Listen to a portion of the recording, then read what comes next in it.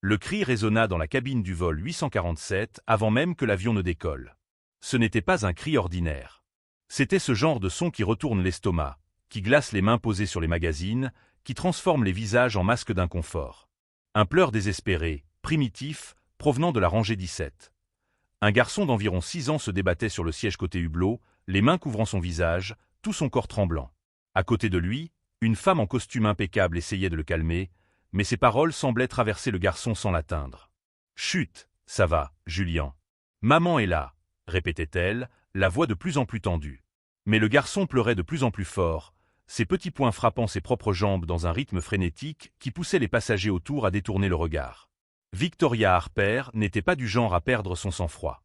En tant que PDG d'une des plus grandes entreprises de technologie du pays, elle avait affronté des conseils hostiles, des investisseurs sceptiques et des crises de marché sans même froncer les sourcils.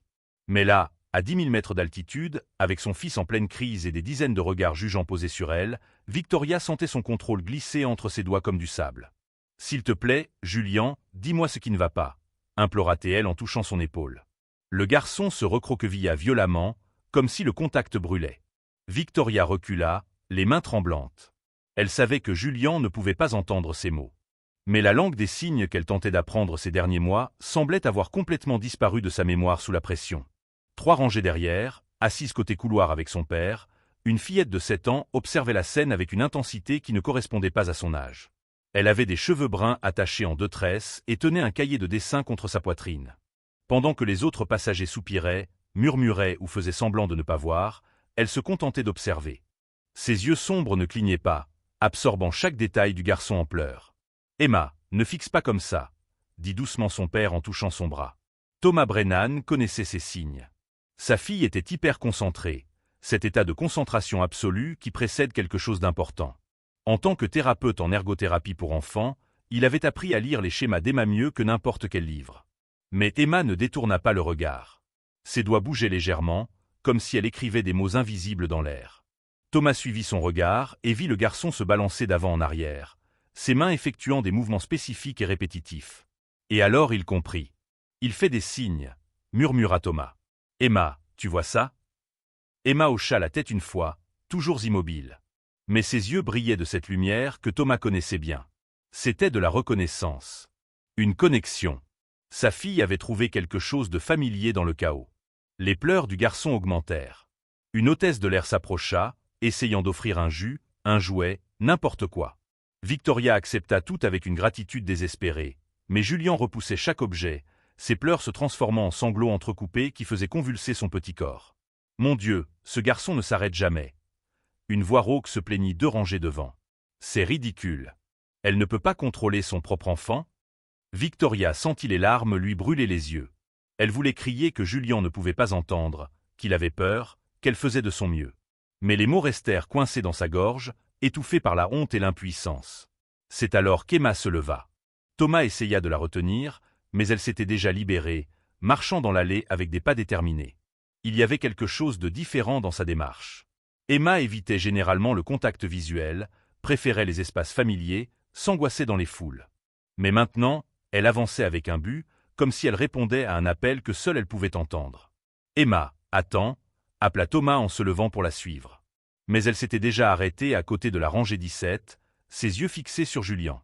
Victoria regarda la fillette avec un mélange de surprise et d'épuisement. « Désolée, ma chérie, mais ce n'est pas un bon moment. » Emma ne regarda pas Victoria. Au lieu de cela, elle se pencha légèrement et ses mains commencèrent à bouger. Ce n'étaient pas des mouvements aléatoires. Ils étaient délibérés, gracieux, formant des mots dans l'air que Julien pouvait comprendre. « Salut. Je m'appelle Emma. » Julien arrêta de pleurer. Pas progressivement, mais soudainement, comme si quelqu'un avait appuyé sur un bouton. Ses mains tombèrent de son visage, révélant des yeux rouges et des joues tachées de larmes. Il regarda Emma avec une expression de choc absolu. Le silence qui suivit était presque assourdissant. Emma continua à faire des signes, ses mouvements doux mais précis. « Tu es perdu? Tu as peur ?» Julien observa ses mains pendant un long moment. Puis, hésitant, ses propres mains commencèrent à bouger. C'étaient des signes rapides, désespérés, comme s'il avait gardé des mots enfermés pendant des heures et qu'il trouvait enfin quelqu'un pour les entendre. Victoria regardait, bouche bée, incapable de comprendre ce qui se passait. Son esprit brillant et analytique, qui résolvait quotidiennement des problèmes de milliards de dollars, était complètement perdue face à cette conversation silencieuse qui se déroulait devant elle.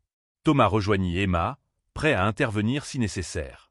Mais lorsqu'il vit les mains de sa fille bouger avec cette fluidité, cette confiance qu'elle montrait rarement en société, il sentit un nœud dans sa gorge. Emma avait commencé à apprendre la langue des signes 6 mois plus tôt, lorsque son programme de thérapie avait introduit la communication alternative. Pour elle, qui luttait souvent avec les mots parlés quand elle était anxieuse, les signes étaient devenus une seconde voix. Une voix qui sauvait maintenant un garçon paniqué. « Il cherche quelque chose », dit Emma à voix haute, sans quitter Julien des yeux. Sa voix était monotone, sans inflexion, mais claire. Une couverture. Bleue. De sa grand-mère. Victoria sentit son sang se glacer. La couverture, murmura-t-elle. Il avait une couverture bleue. C'était celle de ma mère. Elle est morte il y a 2 mois et... Sa voix se brisa. Je ne sais pas où elle est. Je pensais qu'elle était dans la valise, mais peut-être qu'elle est restée à la maison, ou dans la voiture, je ne... Emma faisait déjà de nouveaux signes pour Julien, et le garçon répondait avec des gestes urgents. Il dit que la couverture était avec lui. Dans l'avion. Mais maintenant elle a disparu.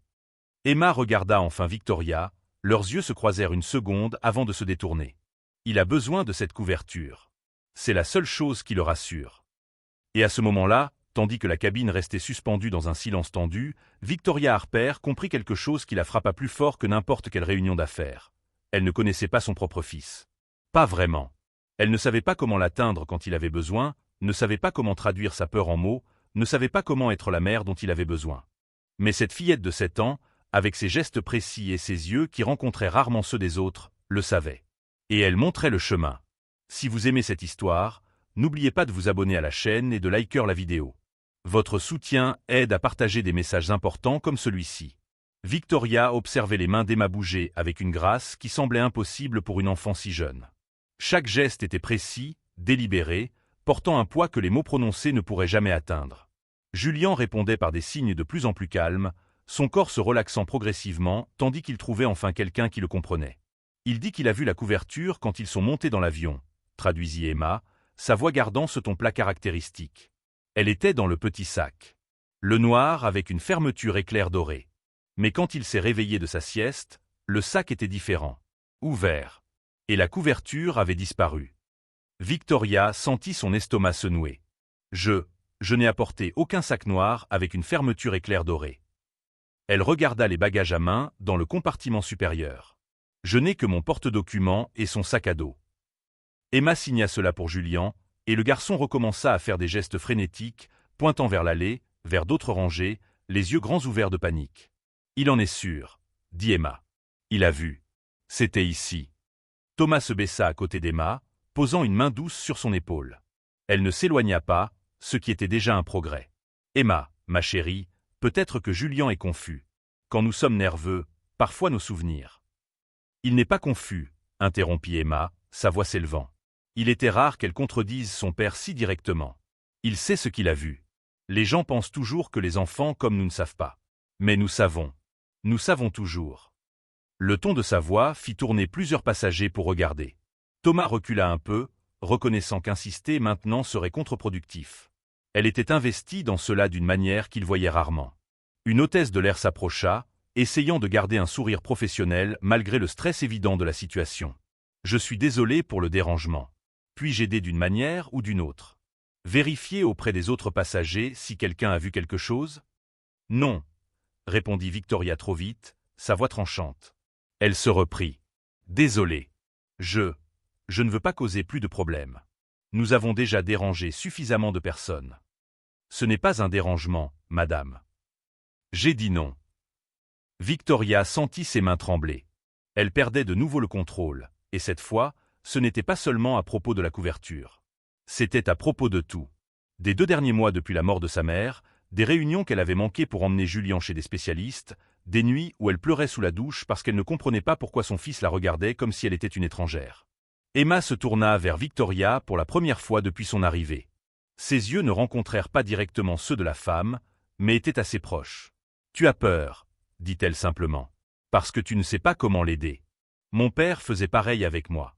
Avant d'apprendre. » Victoria cligna des yeux, surprise par cette observation directe. « Oui, j'ai peur. La couverture est réelle, continua Emma. Julien n'invente pas. Et quelqu'un ici sait où elle est. Elle fit une pause, ses doigts tambourinant sur sa jambe dans un motif répétitif que Thomas reconnut comme son mécanisme d'autorégulation. Il nous suffit de découvrir qui. Julien tira sur la manche d'Emma pour attirer son attention. Ses doigts volèrent en signe rapide, si rapide qu'Emma eut besoin d'un moment pour les traiter. Il se souvient de quelque chose d'autre, dit Emma, fronçant les sourcils de concentration. Il y avait un homme, assis dans la rangée de devant quand ils sont montés. Julien n'a pas vu son visage, mais a vu ses mains. Il manipulait quelque chose. Un sac. Le sac de quelqu'un. Victoria sentit un frisson lui parcourir l'échine. Tu veux dire que quelqu'un a volé la couverture? Julien pense que oui. Emma signa quelque chose pour le garçon, et il répondit par un hochement de tête énergique. Il dit que l'homme avait l'air nerveux. Il regardait autour de lui, comme s'il cherchait quelque chose. Thomas se leva, son instinct protecteur activé. Victoria, peut-être devrions-nous appeler l'hôtesse à nouveau. S'il y a vraiment un voleur dans l'avion. Non, dit Victoria pour la deuxième fois, mais cette fois sa voix avait changé. Plus ferme. Plus calculée. C'était la voix qu'elle utilisait dans les salles de réunion lorsqu'elle identifiait une faiblesse dans l'argument d'un adversaire. Si nous attirons l'attention maintenant, celui qui a la couverture aura le temps de mieux la cacher. Ou de s'en débarrasser. Alors que proposes-tu? Demanda Thomas. Victoria regarda Emma, qui observait toujours Julien avec cette intensité particulière. Puis elle regarda son fils, dont les yeux étaient fixés sur la fillette, comme si elle était la seule chose solide dans un monde qui s'effondrait. Et quelque chose changea en Victoria. Pas de manière dramatique, pas avec une révélation soudaine. Mais une petite fissure apparut dans le mur qu'elle avait construit autour de sa peur et de son sentiment d'inadéquation. Nous devons être intelligents, dit Victoria. Discret. Elle se tourna vers Emma. Peux-tu demander à Julien ce dont il se souvient d'autre? N'importe quel détail sur cet homme? Vêtements, couleur de cheveux, quelque chose? Emma reporta son attention sur Julien, les mains dansant dans l'air tandis qu'elle posait ses questions. Le garçon répondit lentement, essayant visiblement de se souvenir. Ses yeux se fermèrent un instant, puis il commença à signer. Chemise bleu foncé, traduisit Emma. Cheveux courts. Grisonnants sur les côtés. Il portait une grosse montre. Dorée. Et il avait une cicatrice. Emma fit une pause. Au cou. Comme une ligne blanche. Victoria absorba chaque détail. Son esprit cataloguait déjà, organisait, formulait un plan. Combien de rangées devant vous? Julien montra 3 doigts. Rangée 14, murmura Victoria. Elle se leva légèrement, faisant semblant d'ajuster quelque chose dans le compartiment supérieur, tout en scannant discrètement les rangées devant. Il y avait au moins une douzaine de personnes entre les rangées 13 et 15. La moitié étaient des hommes. Thomas se leva également, comprenant la stratégie de Victoria. « Je peux faire un passage par les toilettes », proposa-t-il. « Voir si je peux identifier quelqu'un correspondant à cette description. » Mais avant que quiconque puisse bouger, Emma fit quelque chose d'inattendu. Elle se baissa et commença à chercher sous les sièges. Ses mouvements étaient méthodiques, systématiques, vérifiant chaque centimètre de l'espace visible. « Emma, que fais-tu » demanda Thomas. « Je cherche des indices », répondit-elle sans lever les yeux. « Si quelqu'un a pris la couverture, peut-être a-t-il laissé quelque chose derrière. Les gens laissent toujours quelque chose. » Victoria regarda la fillette travailler et sentit quelque chose d'étrange naître dans sa poitrine. De l'admiration. Cet enfant, qui affrontait clairement ses propres défis, montrait plus de courage et de détermination que la plupart des cadres que Victoria connaissait. Emma n'était pas paralysée par ce que les autres pensaient. Elle agissait simplement. « J'ai trouvé !» s'exclama Emma soudainement, sa voix montant d'un ton inhabituel. Elle émergea de sous le siège en tenant quelque chose de petit et blanc. Un bouton. Ce n'est pas de l'uniforme de l'hôtesse. C'est une chemise. Homme. Thomas prit le bouton, l'examinant. Cela pourrait être de n'importe qui. Peut-être laissé ici depuis un autre vol. Non, insista Emma. Il est propre. Pas de poussière. Tombé récemment. Elle regarda Julien et signa quelque chose. Le garçon regarda le bouton, les yeux grands ouverts. Il commença à signer frénétiquement. Julien dit que l'homme portait une chemise comme ça, traduisit Emma, tenant le bouton à la lumière. Blanche. Avec des boutons comme celui-ci. Et il tirait quelque chose du sac quand Julien l'a vu. Il aurait pu arracher le bouton sans s'en rendre compte. Victoria prit le bouton des mains d'Emma, l'étudiant comme s'il s'agissait d'un indice de crime. Peut-être que c'en était un. Alors nous devons trouver un homme avec une chemise blanche à un bouton manquant, correspondant à la description de Julian, dans les rangées 13 à 15. Et nous devons le faire sans qu'il se rende compte que nous cherchons, ajouta Thomas. Parce que s'il sait, il se débarrassera de la couverture, compléta Victoria. Elle regarda Emma, puis Julian, et enfin Thomas. 3 étrangers liés par un mystère absurde à 10 000 mètres d'altitude. Alors soyons plus malins que lui. Julian tira de nouveau sur la manche d'Emma, et cette fois, quand il signa, il y avait quelque chose de différent dans son expression. Ce n'était plus de la panique. C'était de la détermination. Emma observa ses mains et un petit sourire effleura ses lèvres. « Il veut t'aider, » dit-elle. « Il connaît la couverture mieux que personne. Si nous sommes proches d'elle, Julian saura. » Le plan prit forme dans des chuchotements urgents et des mains qui dansaient dans l'air. Victoria n'avait jamais conspiré avec une enfant autiste de 7 ans auparavant, mais elle découvrit qu'Emma avait un esprit étonnamment stratégique. Peut-être était-ce la façon dont elle traitait les informations en motif, ou peut-être simplement parce qu'elle se souciait suffisamment pour penser au-delà de l'évidence. Quelle qu'en soit la raison, Victoria se retrouva à écouter les suggestions de la fillette avec un respect véritable. « Nous ne pouvons pas y aller tous en même temps, » dit Emma, ses doigts tambourinant toujours ce rythme constant sur sa jambe. Cela semblerait suspect. Il faut que ce soit naturel. Comme si nous ne cherchions rien. Thomas hocha la tête, impressionné par le raisonnement tactique de sa fille. Je peux y aller en premier. Faire semblant d'aller aux toilettes, passer par les rangées, observer discrètement. Et moi je reste ici avec Julian, ajouta Victoria, regardant son fils qui la fixait maintenant avec une expression qu'elle ne parvenait pas à déchiffrer complètement. Il y avait de l'espoir là-dedans. Ou peut-être était-ce seulement son désir de voir de l'espoir. Si l'homme regarde derrière lui, il ne verra qu'une mère s'occupant de son enfant. Rien d'inhabituel. Emma secoua la tête. Non. Toi aussi, tu dois y aller. Victoria fronça les sourcils. Pourquoi? Parce que Julian doit y aller. Emma se tourna vers le garçon et commença à signer. La conversation silencieuse entre eux dura presque une minute entière, et Victoria observa avec un mélange de fascination et d'envie. Comment cette fillette pouvait-elle se connecter à son fils d'une manière que sa propre mère ne parvenait pas à faire? Julian dit qu'il peut sentir quand la couverture est proche, expliqua enfin Emma. Pas littéralement sentir. Mais il reconnaît l'odeur. Lavande. De la maison de sa grand-mère. Et il connaît la texture. Si nous sommes assez proches, il saura si elle est là. Mais comment allons-nous l'emmener là sans faire de scène? Demanda Thomas. Si l'homme qui a pris la couverture remarque que nous enquêtons, alors faisons en sorte que ça semble autre chose. Emma regarda Victoria. Tu es importante, non? Ton travail? Victoria cligna des yeux, surprise par la question directe. Oui. Je suis PDG d'une entreprise de technologie. Alors tu as l'habitude de parler aux gens. De paraître confiante même quand ce n'est pas le cas. Emma inclina la tête, ce geste curieux que Thomas connaissait bien. Tu peux faire semblant de connaître les autres passagers. Être amical. Les riches font ça, non? Parler à des étrangers comme si ça pouvait être utile plus tard? Thomas faillit rire de l'analyse brutalement honnête de sa fille sur le comportement des classes supérieures. Victoria, par contre, resta silencieuse un moment. Puis, à la surprise de tous, elle sourit.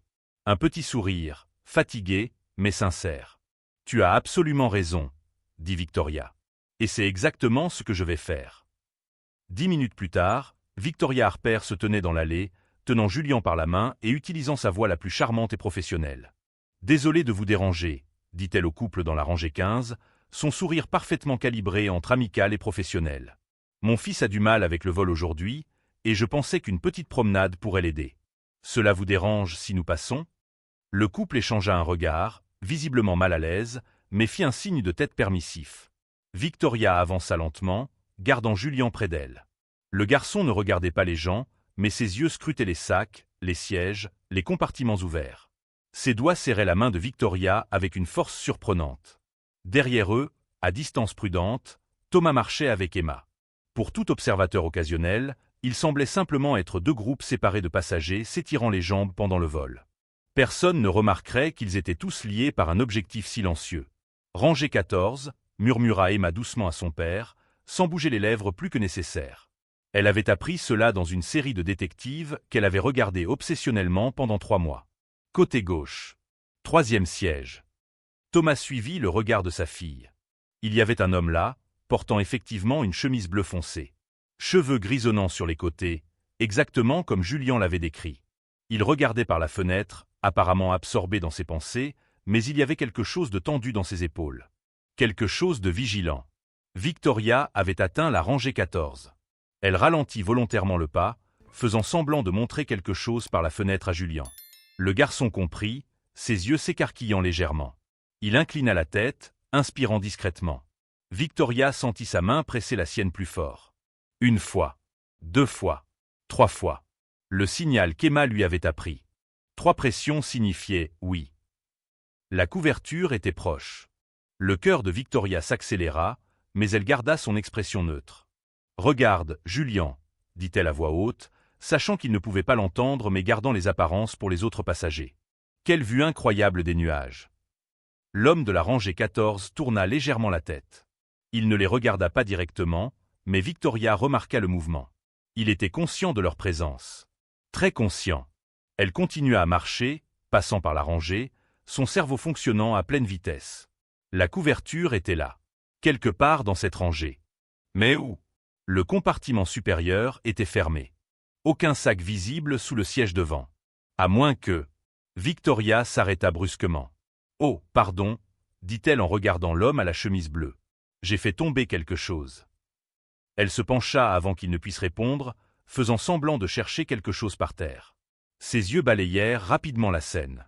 Et puis elle vit un sac à dos noir, partiellement caché sous le siège de l'homme. Il n'était pas complètement fermé. Et de l'intérieur, Victoria pouvait voir un morceau de tissu bleu. Elle se releva rapidement, le cœur battant si fort qu'elle était sûre que tout le monde pouvait l'entendre. « Faux alarme, » dit-elle avec un rire forcé. « J'ai dû imaginer. » Mais quand ses yeux croisèrent brièvement ceux de l'homme, elle vit quelque chose qui fit glacer son sang. Reconnaissance. Culpabilité. Et puis, rapidement, défi. Il savait qu'elle savait. Victoria continua à marcher, gardant Julian près d'elle. Elle passa devant Thomas et Emma, et quand leurs yeux se croisèrent, elle fit le plus petit des signes de tête.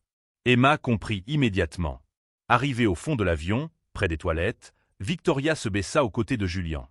Ses mains tremblaient alors qu'elle essayait de former des signes qu'elle connaissait à peine. Mais elle essaya. Lettre par lettre, mot par mot, elle dit à son fils « Je l'ai trouvé. Je vais le récupérer. » Julian observa ses mains maladroites, ses signes imparfaits. Et puis, pour la première fois depuis des mois, il toucha volontairement le visage de sa mère. Un toucher doux, presque interrogatif. Ses yeux, si semblables aux siens, cherchaient confirmation. Victoria sentit les larmes lui brûler, mais elle les retint. Elle hocha fermement la tête et tenta de signer à nouveau. « Je te le promets. » Thomas et Emma les rejoignirent. « Tu as vu ?» demanda Thomas doucement. « Il est dans son sac à dos. Sous le siège. » Victoria se releva, mâchoire serrée. « Mais il sait que j'ai vu. Il va essayer de mieux le cacher ou de s'en débarrasser. Alors nous devons agir vite, » dit Emma. Elle ne regardait pas Victoria, mais quelque chose au-delà d'elle. Ses yeux avaient cette expression distante que Thomas connaissait. Elle calculait, analysait. Mais nous ne pouvons pas simplement l'accuser. Il va nier. Dire que c'est le sien. Et sans preuve, c'est sa parole contre la nôtre, acquiesça Thomas. Victoria sentit la frustration brûler dans sa poitrine. Elle était si proche. La couverture était là, à quelques mètres, et pourtant il semblait impossible de l'atteindre. Comment obtenir quelque chose de quelqu'un qui sait que vous arrivez? Comment prouver qu'une couverture appartenait à son fils quand il n'y a pas d'étiquette, sans marque distinctive à part l'odeur et la mémoire? C'est Julian qui répondit. Il tira sur la manche d'Emma, ses mains bougeant avec une urgence renouvelée. Emma observa, ses yeux s'écarquillant progressivement. Puis elle regarda Victoria. Julian dit qu'il y a une marque sur la couverture, traduisit Emma, sa voix prenant ce ton d'excitation contenue. Quelque chose que lui et sa grand-mère seuls connaissaient. Une pièce. Dans le coin inférieur droit. Fait main. En forme de cœur. Avec du fil rouge. Victoria sentit l'air lui échapper des poumons. Elle se souvenait. Sa mère avait accidentellement déchiré la couverture quelques semaines avant de mourir et avait passé un après-midi entier à coudre ce petit cœur, disant que désormais la couverture avait encore plus d'amour. Victoria avait trouvé cela ridicule à l'époque. Maintenant, cela semblait être la pièce de preuve la plus importante du monde. Si nous arrivons à lui faire montrer la couverture, dit Victoria lentement, son esprit déjà en train de résoudre le problème, et qu'il y a ce patch en forme de cœur. Il ne pourra pas expliquer, compléta Thomas. Il n'y a aucun moyen qu'il sache ça. À moins que ce soit vraiment la couverture de Julian. Emma regarda Victoria puis son père, et enfin Julian. Alors nous avons besoin d'un plan. Un bon. Elle fit une pause. Et je crois que j'en ai un. Le plan d'Emma était risqué, mais brillant dans sa simplicité. Les gens n'aiment pas les conflits en public, expliqua-t-elle, sa voix monotone contrastant avec l'intensité de ses paroles. Surtout dans les avions. Tout le monde veut que tout reste calme. Alors, nous allons utiliser ça. Victoria écouta attentivement pendant qu'Emma détaillait chaque étape. Thomas intervenait de temps en temps, mais il était clair que l'esprit stratégique derrière l'opération était celui de sa fille. Quand Emma eut terminé, Victoria la regarda avec une admiration qui allait au-delà des mots. « Tu es sûre de pouvoir faire ça ?» demanda doucement Victoria. Emma ne répondit pas immédiatement. Ses doigts tambourinaient ce motif familier sur sa jambe, plus rapidement maintenant. Thomas reconnut les signes d'une anxiété croissante. Mais ensuite Emma regarda Julian, qui la fixait avec ses yeux pleins d'espoir, et quelque chose changea dans sa posture. « Oui, dit-elle. Je peux le faire. » Ils retournèrent dans l'allée en formation calculée. Thomas devant, détendu, nonchalant. Puis Emma et Julian, côte à côte, ses mains traduisant des mots silencieux d'encouragement. Enfin Victoria, chaque muscle de son corps tendu de détermination. Arrivé à la rangée 14, Thomas s'arrêta brusquement, comme s'il venait de remarquer quelque chose. « Excusez-moi, dit-il à l'homme à la chemise bleue, sa voix amicale mais ferme. Désolé de vous déranger, mais ma fille a laissé tomber quelque chose ici plus tôt. Cela vous dérange si je vérifie sous votre siège ?» L'homme se tourna, et de près, Victoria put voir les détails que Julian avait décrits. La cicatrice sur le cou. La montre en or. Et oui, maintenant qu'elle cherchait, il manquait un bouton sur sa chemise blanche, partiellement caché par la chemise bleue par-dessus. Le même bouton qu'Emma avait trouvé. « Je n'ai rien vu tomber, » dit l'homme, sa voix rude. Il y avait un accent, pas fort, mais présent. Ses yeux passèrent de Thomas à Emma, puis à Julian, et enfin à Victoria. Quand il vit l'expression sur le visage de celle-ci, quelque chose dans sa posture devint défensif. « Et il n'y a rien sous mon siège à part mes affaires. »« Bien sûr, je comprends, » dit calmement Thomas. « Mais pourriez-vous juste jeter un coup d'œil rapide ? C'est un jouet spécial pour elle. Il a beaucoup de valeur sentimentale. Je vous ai dit qu'il n'y a rien ici. » La voix de l'homme s'éleva. Les passagers proches commencèrent à regarder. « Vous ne pouvez pas juste venir ici et accuser. »« Personne n'accuse personne, » interrompit Victoria, avançant d'un pas. Sa voix était douce, mais portait le poids d'années à diriger des salles de réunion. « Nous cherchons juste quelque chose qui appartient à mon fils. Une couverture bleue. L'avez-vous vue par hasard ?» Le silence qui suivit fut épais et lourd. L'homme regarda Victoria, puis Julian, partiellement caché derrière Emma. Ses yeux se plissèrent. « Je ne sais pas de quoi vous parlez, » dit-il enfin. « Vous êtes sûr ?» insista Victoria. « Parce que mon fils est certain de vous avoir vu fouiller dans son sac. Et maintenant la couverture a disparu. Votre fils. » L'homme rit sèchement, de façon désagréable. « Ce gamin qui criait comme un animal tout à l'heure ?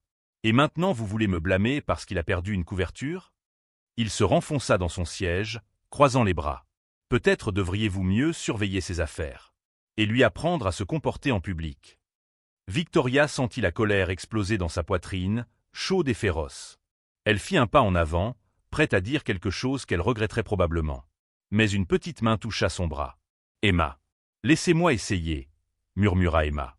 Avant que Victoria ne puisse répondre, la fillette avança, se plaçant directement dans le champ de vision de l'homme. Elle ne fit pas de contact visuel, mais sa voix était claire. « La couverture a une pièce, » dit-elle. « Dans le coin. En forme de cœur. Fait avec du fil rouge. La grand-mère de Julian l'a cousu avant de mourir. Elle avait de l'arthrite, donc les points ne sont pas parfaits. Certains sont plus grands que d'autres. » L'homme cligna des yeux, visiblement désarmé par une enfant qui lui parlait ainsi. « Et alors ? Beaucoup de couvertures ont des pièces.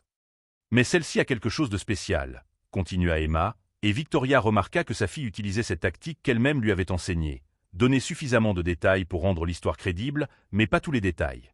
Il y a autre chose cousue dessus. Quelque chose que seul Julian et sa grand-mère connaissaient.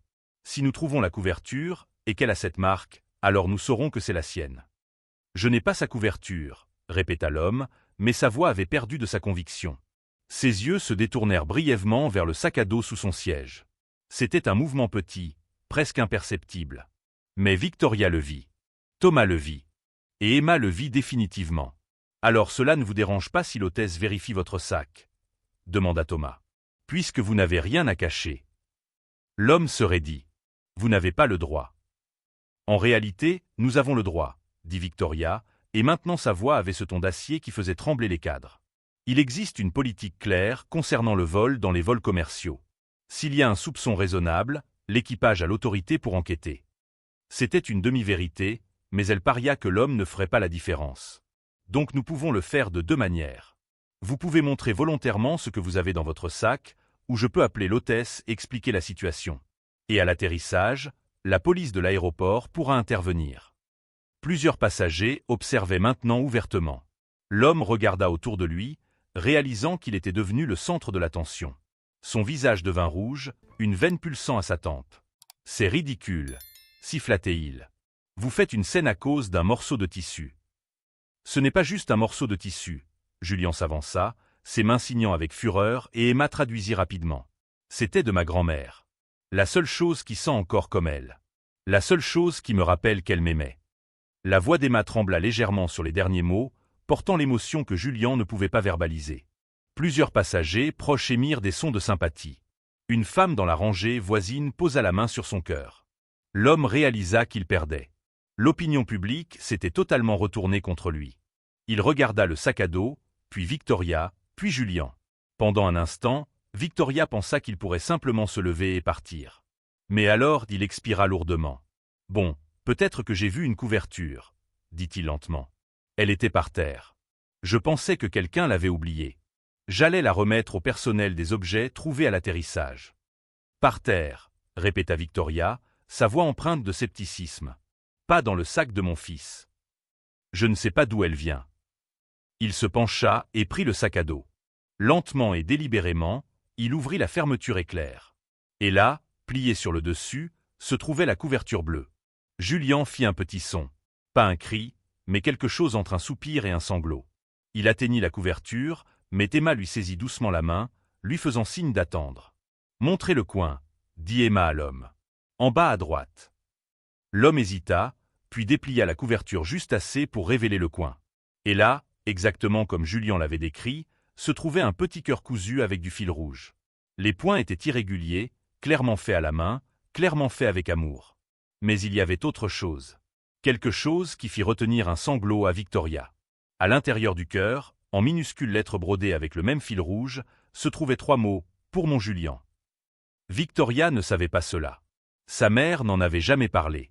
Elle avait dû le faire en secret, un dernier cadeau murmuré, en point que seul un garçon attentif remarquerait. Le silence dans la cabine était absolu. « Comment saviez-vous cela ?»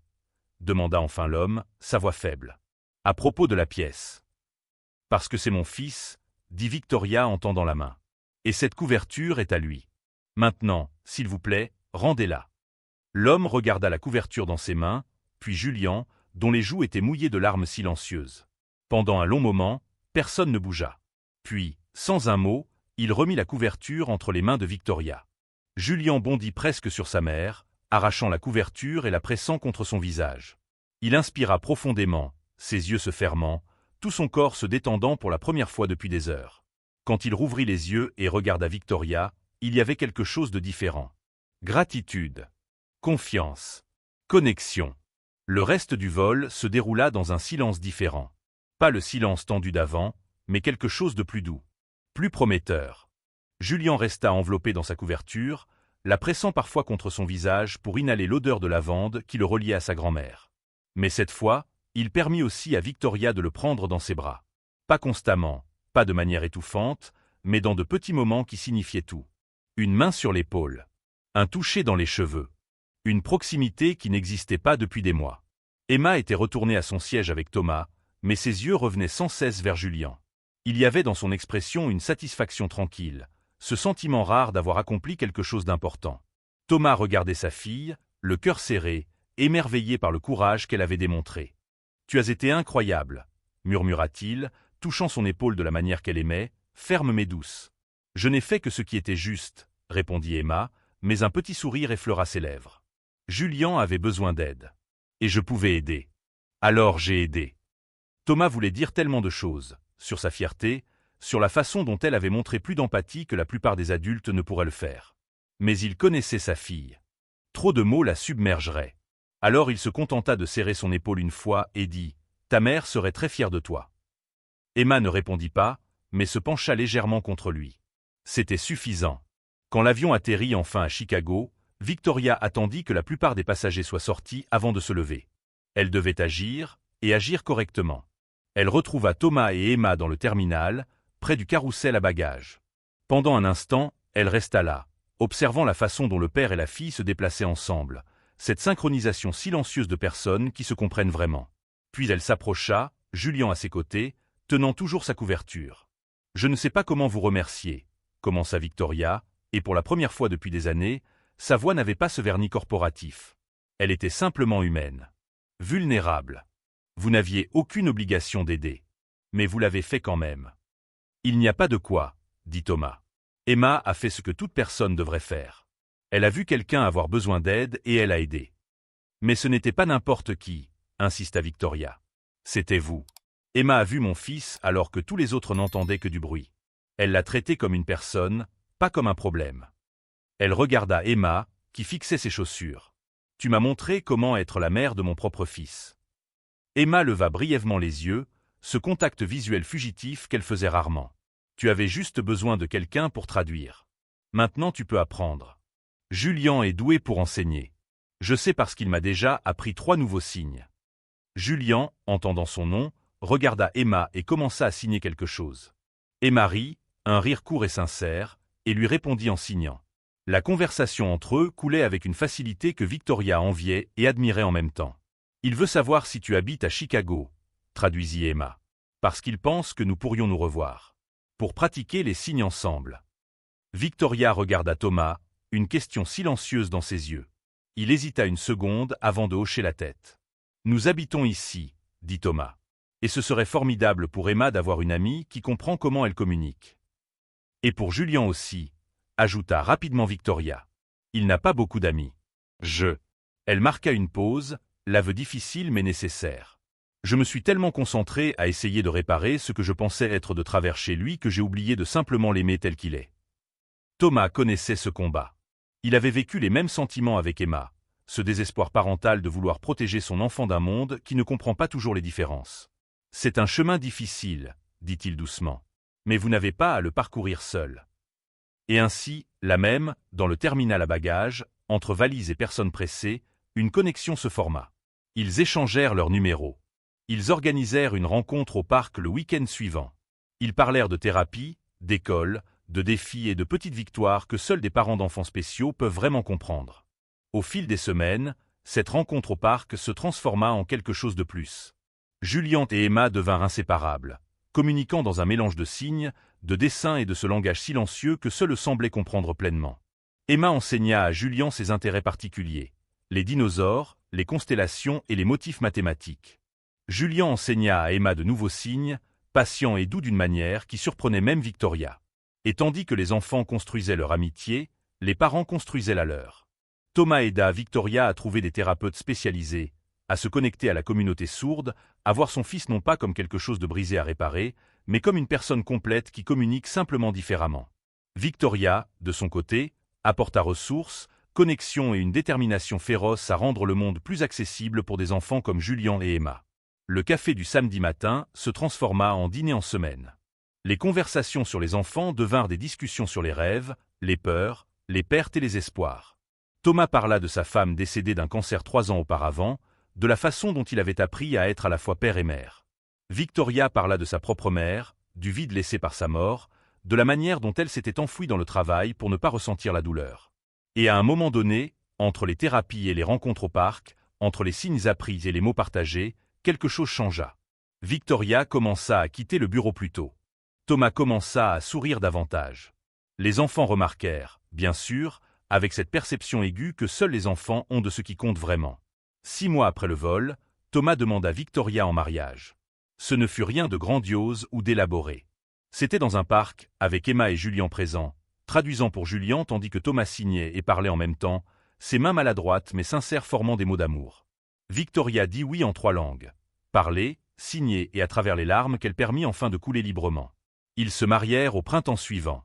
La cérémonie eut 2 interprètes en langue des signes et Emma comme demoiselle d'honneur, qui marcha dans l'allée avec la précision de quelqu'un accomplissant une mission importante. Julian fut le porteur des alliances, et ne les perdit même pas une seule fois.